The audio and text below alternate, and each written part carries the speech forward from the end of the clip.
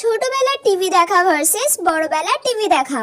ছোটবেলা, ও মা একটু টিভিটা চালিয়ে দাও না গো, আমি একটু Tom and Jerry, Chhota Bheem আর গোপাল ভাঁড়ও দেখবো।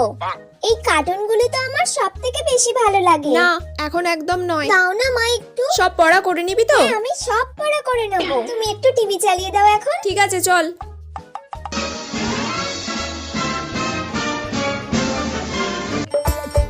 আসছে গোপাল। বড়বেলা।